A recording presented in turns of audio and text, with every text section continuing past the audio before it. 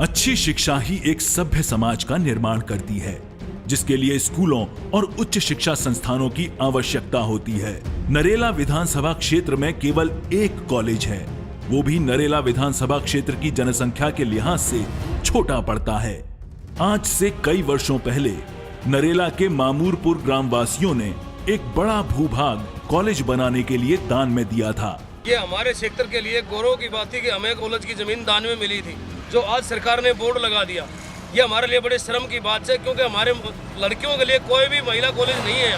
हमारी लड़कियों ने दूर दराज जाना पड़ता है, जबकि हमारे नेता बिल्कुल सोए पड़े हैं, कोई इसके बारे में सोचता नहीं। इसको तुरंत बनाया जाए। सरकार से हम कई बार निवेदन कर चुके हैं, लेकिन सरकार बिल्कुल आंखों पर पट्टी बांधे बैठी है। हमारे ग्रामीण क्षेत्र को बिल्कुल पिछड़ा हुआ क्षेत्र घोषित कर दिया। आज ये उपेक्षित भूभाग वानरों का क्रीड़ा स्थल बना हुआ है। नरेला में कॉलेजों की सख्त आवश्यकता है, फिर भी आज तक ग्रामवासियों द्वारा दी गई जमीन पर कॉलेज का निर्माण नहीं हुआ है। नरेला के हाई स्कूलों की संख्या भी यहाँ पढ़ने वाले छात्रों के सामने कम पड़ती है। नील दमन खत्री का मानना है कि इन स्कूलों की संख्या में बढ़ोतरी होनी चाहिए व मौजूदा स्कूलों में 2 शिफ्टों में पढ़ाई होनी चाहिए, जिससे सभी छात्रों को पढ़ने का अवसर मिल सके। नील दमन खत्री ने यह तय किया है कि यदि जनता उन्हें सेवा का अवसर देती है तो वे बालक बालिकाओं की शिक्षा को अपनी प्राथमिकता देंगे। आज से 50 साल पहले गांव मामूरपुर ने 54 बीघे जमीन दिल्ली यूनिवर्सिटी को दी थी कि यहाँ कोई ना कोई कॉलेज जरूर बनाया जाए, जिसमें छात्रों के लिए भी और छात्राओं के लिए भी पढ़ने की अच्छी व्यवस्था हो सके। लेकिन इस सरकार को शर्म नहीं आती। 15 साल से तो यह सरकार दिल्ली में जमी बैठी है। इस सरकार ने आज तक वहाँ एक भी ईंट नहीं लगाई। वहाँ जंगल हो चुका है। उस जमीन पर तो इन्होंने कमाल कर दिया कि पूरी दिल्ली के बंदरों को इकट्ठा करके वहाँ से उठा करके और नरेला में उस जंगल में छोड़ रहे हैं, जहाँ विद्यार्थियों को शिक्षा मिलनी थी। वहाँ बंदरों का घर इन्होंने बना दिया।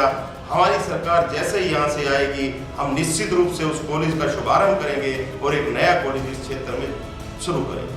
आजकल बहुत ही डर लगता है सबको। पेरेंट्स भी अपने पहले का टाइम था कि सब पढ़ा नहीं पाते थे अपने बच्चों को, लेकिन अब सब चाहते हैं कि अपने उनकी गर्ल्स भी पढ़े, बॉयज भी पढ़े, सब बराबर है। बट आज का टाइम बहुत ही खराब है, जिस वजह से पेरेंट्स अपने बच्चों को स्कूल भेजने तक के लिए डरते हैं।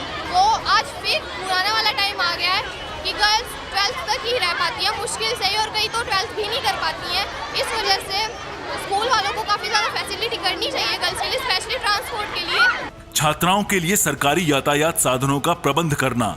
स्कूलों में परिवहन व्यवस्था जरूर होनी चाहिए। सरकार ने महिलाओं की सुरक्षा के लिए किसी भी प्रकार के कदम नहीं उठाए। हम जैसे ही हमारी सरकार यहाँ आएगी, हम निश्चित रूप से यहाँ हर स्कूल में छात्राओं के लिए विशेषकर बसों की सुविधाएं कराएंगे। नरेला विधानसभा क्षेत्र में सैनिक स्कूल का निर्माण करना भी नील दमन खत्री की प्राथमिकताओं में है।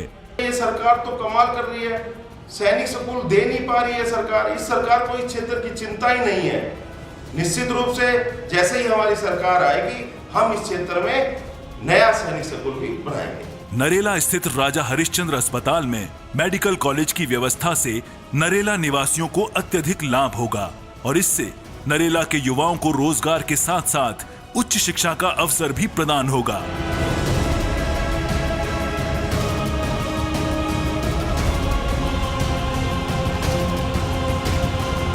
नरेला विधानसभा क्षेत्र में शिक्षा के प्रसार की एक ईमानदार शुरुआत को चुने। नील दमन खत्री को वोट देकर अशिक्षा के अंधकार से लड़ने में भारतीय जनता पार्टी का साथ दें।